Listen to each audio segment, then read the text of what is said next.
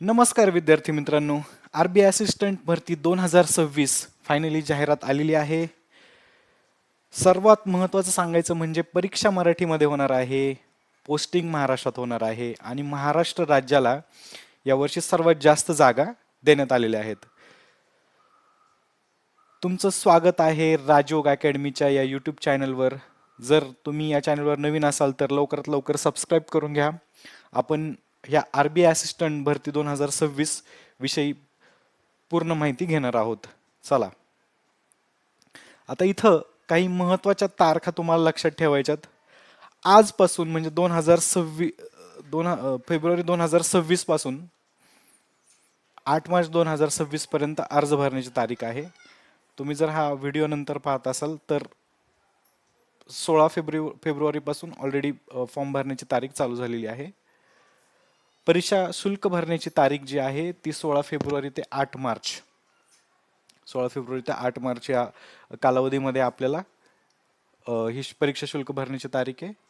मुख्य परीक्षा याची टेंटेटिव्ह डेट आहे. टेंटेटिव्ह डेट 11 एप्रिल 2026 आणि मुख्य परीक्षा म्हणजे मेन एक्झाम याची डेट आहे 7 जून 2026. आता एकूण जागा किती आहेत हे पाहून घेऊया. यामध्ये महाराष्ट्र राज्यासाठी सर्वात जास्त जागा दिलेल्या आहेत. त्यापैकी 650 जागांपैकी महाराष्ट्रातीलच्या जागा आहेत त्या एकूण 249 जागा आहेत. यात बेलापूर, पुणे, पणजी यांचा समावेश होतो. तर नागपूरसाठी 17 जागा दिलेल्या आहेत.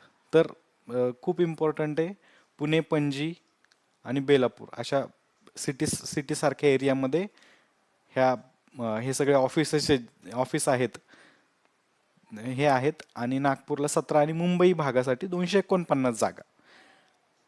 आता इथं महाराष्ट्रातील उमेदवारांसाठी मुंबई आणि नागपूर ही प्रमुख केंद्रे असणार आहेत. ठीक आहे. शैक्षणिक पात्रता, एज्युकेशनल क्वालिफिकेशन काय लागणार आहे याच्यासाठी, या परीक्षा देण्यासाठी, तर 1 फेब्रुवारी 2026 रोजी तुमच्याकडे कोणत्याही शाखेतील पदवी म्हणजे बॅचलर्स डिग्री पाहिजे. ठीक आहे. आणि यासाठी असं काही नाही आहे की फर्स्ट क्लास सेकंड क्लास, तुमच्याकडे 50% गुण ह्या परीक्षेमध्ये पदवीमध्ये तुम्हाला असणं गरजेचं आहे. आता SC ST आणि पर्सन्स विथ डिसॅबिलिटी म्हणजे अपंगांसाठी काही सवलत दिलेली आहे शैक्षणिक पात्रतेमध्ये. तर ती काय आहे तर पास क्लास म्हणजे तुम्ही फक्त डिग्रीमध्ये पास झालं पाहिजे. जसं की बाकीच्या यांच्यासाठी जे आहे तिथं तुम्हाला 50% गुण पाहिजे. पण जर तुम्ही अपंग असाल तर तुम्हाला फक्त पास होणं इथं आवश्यक आहे. संगणकाचं ज्ञान तुम्हाला पाहिजे. तर ह्याच्यामध्ये वर्ड प्रोसेसिंगचं ज्ञान तुम्हाला पाहिजे. जास्त काही रिक्वायरमेंट नाही आहे. संगणकाचे वर्ड प्रोसेसिंग आलं तुम्हाला बाद झालं. सर्वात महत्त्वाचं म्हणजे स्थानिक भाषा. जसं मी तुम्हाला सांगितलं की ही फक्त मराठी मुलांसाठी परीक्षा आहे, मराठी लँग्वेजमध्ये होणार आहे. तर तुम्ही ज्या राज्यात अर्ज करत आहात, आता आपण महाराष्ट्र राज्यात अर्ज करत आहोत, तर तिथली स्थानिक भाषा तुम्हाला येणं गरजेचं आहे. आता स्थानिक भाषा येणं म्हणजे काय तर तुम्हाला ती भाषा लिहिता आली पाहिजे, वाचता आली पाहिजे आणि बोलता आली पाहिजे. ही त्यांची गरज आहे. आता वयोमर्यादेविषयी बोलायचं झालं तर 1 फेब्रुवारी 2026 रोजी तुमचं वय 20 ते 28 वर्ष म्हणजेच तुमची जन्मतारीख 2 फेब्रुवारी 1998 पूर्वी आणि 1 फेब्रुवारी 2006 नंतर तुमचा जन्म झालेला नसावा. ठीक आहे. आता वयात पण सवलती दिलेल्या आहेत काही. SC आणि ST या प्रवर्गासाठी 5 वर्षांची सवलत आहे. म्हणजे जर तुमचं वय 33 वर्षापर्यंत असेल तर तुम्ही हा फॉर्म भरू शकता. ओबीसीसाठी 3 वर्ष आणि फिजिकली हँडिकॅप जे आहेत अपंग लोकांसाठी 10 ते 15 वर्षांची सवलत दिलेली आहे. आता पगाराविषयी बोलू तर ह्याच्यासाठी तुमचा जो स्टार्टिंग जो पगार असणार आहे यामध्ये बेसिक पे हा जो आहे 29,000 दरमहा म्हणजे 29,000 रुपये पर मंथ एवढा तुमचा बेसिक पगार असणार आहे. आता एकूण पगार, आता बेसिक पगारावर एकूण पगार आपण काढतो तर सध्याचा जो नियम आहे त्याच्यानुसार अंदाजे 58,515 रुपये दरमहा HRA शिवाय एवढा तुमचा पगार येणार. आता इथं काय आहे, याच्यामध्ये इतर भत्ते तुम्हाला दिले जातात. जसं की HRA घर भाडे भत्ता आहे तो किती असतो 15%. जर तुम्ही बँकेचं निवासस्थान घेतलं नाही तर हा HRA तुम्हाला मिळतो. असं एकूण तुम्हाला जो ह्याच्यामध्ये पगार मिळणार आहे तो जवळपास तो जातोय तो 58,515 रुपये इतका तुम्हाला पगार मिळतोय, जो की खूप चांगला पगार आहे. स्टार्टिंग जो पगार आपण म्हणतो तो खूप चांगला पगार आहे RBI असिस्टंट या पदासाठी. आता हे परीक्षासाठी शुल्क किती ठेवलंय RBIने, तर SC ST आणि फिजिकली हँडिकॅप जे लोक जे उमेदवार आहेत त्यांच्यासाठी 50 रुपये प्लस 18% GST, ह्याच्यामध्ये प्लस 18% GST म्हणजे 9 रुपये GST, एकूण 60 रुपयाच्या आसपास तुम्हाला हा फॉर्म भरण्यासाठी परीक्षा शुल्क लागणार आहे. जनरल OBC आणि EWS यांच्यासाठी 450 अधिक GST, 18% GST त्याच्यामध्ये लागणार, 450 अधिक 18% GST. आणि तुम्ही जर RBI कर्मचारी असाल तर तुम्हाला फी नाही आहे. जर तुम्ही RBI कर्मचारी असाल तर तुम्हाला हा फ्रीमध्ये हा फॉर्म भरता येणार आहे. ठीक आहे, आता परीक्षा कशी होणार आहे किंवा यांची निवड प्रक्रिया कशी असणार आहे, तर सिलेक्शन प्रोसेस आहे ती कशी असणार ती पाहूया. निवड प्रक्रियेमध्ये 3 टप्पे होणार आहेत टोटल. त्याच्यामध्ये जो पहिला टप्पा आहे तुमचा ती आहे पूर्वपरीक्षा. पूर्वपरीक्षा एकूण 100 गुणांची असणार आहे. त्यानंतर तुम्ही जर पूर्वपरीक्षेत सिलेक्ट झालात तर त्यानंतर तुम्हाला मुख्य परीक्षा द्यावी लागणार आहे जी की 200 गुणांची असणार आहे. आणि जर मुख्य परीक्षेमध्ये तुमची निवड झाली तर एक सोपी लँग्वेज प्रोफिशियन्सी म्हणजे स्थानिक भाषा चाचणी ही तुम्हाला द्यावी लागणार आहे. तुम्ही जर या तिन्ही प्रक्रियेमधून गेलात तर तुमचं सिलेक्शन पुढे जाऊन होणार आहे. ठीक आहे, आता सर्वात महत्त्वाचं परीक्षेचं स्वरूप.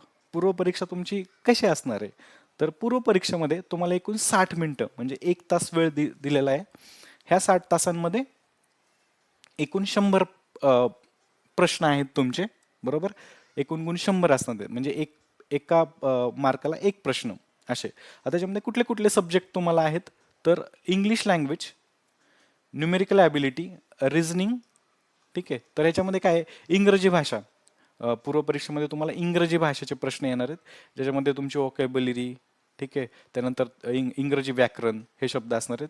ह्याचे 30 प्रश्न असणार आहेत, एकूण 30 गुण आणि याच्यासाठी 20 मिनिटे वेळ दिलेला आहे. ठीक आहे, त्यानंतर न्यूमेरिकल ॲबिलिटी म्हणजे तुमचं याच्यामध्ये गणित, मॅथ्स, बरोबर. ह्याच्यामध्ये तुमचं मॅथ्स असणार आहे, बरोबर, मॅथ्सवरचे प्रश्न. आणि त्यानंतर रिझनिंग ॲबिलिटी, रिझनिंग. ठीक आहे, तर ह्यांच्यासाठी एकूण 35 गुण दिलेले आहेत. त्याच्यासाठी 35 मार्क, 35 गुण आणि वेळ 20 मिनिटे, असे 20 असे एकूण 60 मिनिटे आणि 100 गुण अशी ही परीक्षा असणार आहे. खूप महत्त्वाचा पॉईंट, ह्याच्यामध्ये निगेटिव्ह मार्किंग आहे. निगेटिव्ह मार्किंग प्रत्येक चुकीच्या उत्तरासाठी 1/4 म्हणजे 0.25 मार्क्स, बरोबर. 0.25 मार्क्स हे तुमचे कापले जातील, हे लक्षात ठेवायचं. आता मुख्य परीक्षेचं स्वरूप बघूया. मुख्य परीक्षा कशी होणार आहे, तुम्ही एकदा पूर्व परीक्षेमध्ये पास झालात, उत्तीर्ण झालात तर तुम्हाला मुख्य परीक्षा द्यायची आहे. मुख्य परीक्षेसाठी एकूण वेळ आहे 135 मिनिटे आणि एकूण 200 गुण याच्यासाठी आहेत. त्याच्यामध्ये कुठले कुठले विषय तुम्हाला येणार आहेत, तर रिझनिंग आहे, English language, numerical ability, general awareness आणि कॉम्प्युटर नॉलेज. आता हे जे 3 होते हे तुमचे प्रीला पण होते, म्हणजे पूर्व परीक्षेला पण हे विषय होते. त्याच्यामध्ये ॲडिशन काय झाली आहे, तर तुमचं कॉम्प्युटरचं नॉलेज आणि जनरल नॉलेज. जनरल नॉलेज म्हणजे काय, जनरल अवेअरनेस, जनरल नॉलेज, हे सर्व विषय ह्याच्यामध्ये आहेत. आता ह्याच्यामध्ये 40 गुण, रिझनिंगला 40, इंग्लिशला 40, न्यूमेरिकल ॲबिलिटी 40, जनरल अवेअरनेस 40 आणि कॉम्प्युटर नॉलेज 40, असे एकूण 200 गुण आहेत.